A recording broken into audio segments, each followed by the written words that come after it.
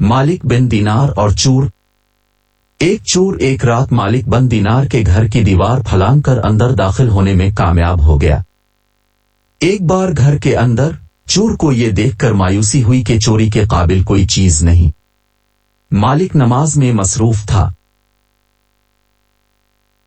ये समझते हुए कि वो अकेला नहीं है, इसने जल्दी से नमाज खत्म की और चोर का सामना करने के लिए मुड़ गया।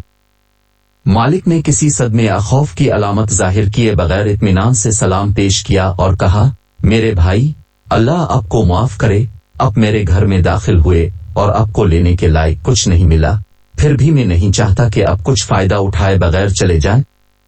वो दूसरे कमरे में गया और पानी से भरा जुग लेकर वापस आया।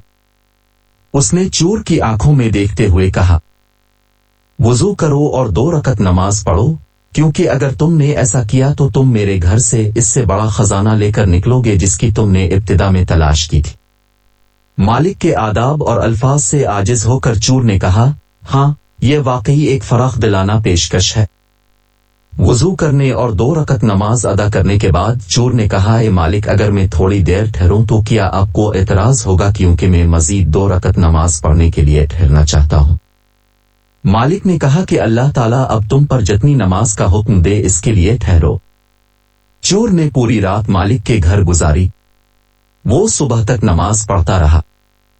फिर मालिक ने कहा कि अब छोड़ो और नेक हो जाओ।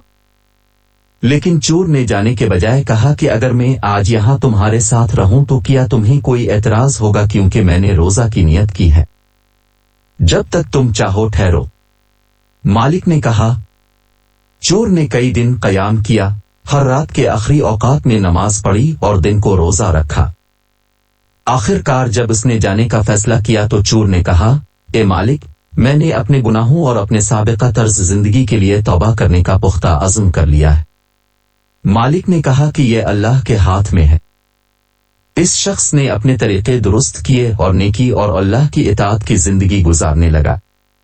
बाद में वो एक और चोर से मिला जिसने इससे पूछा, क्या तुम्हें अपना खजाना अभी तक मिला है? उसने जवाब दिया, मेरे भाई, मैंने जो पाया वो मालिक बिन दीनार है। मैं इससे चोरी करने गया था लेकिन इसने मेरा दिल चुरा लिया। मैंने अल्लाह से तौबा की है और मैं इसके दरवाजे पर ही रहूंगा।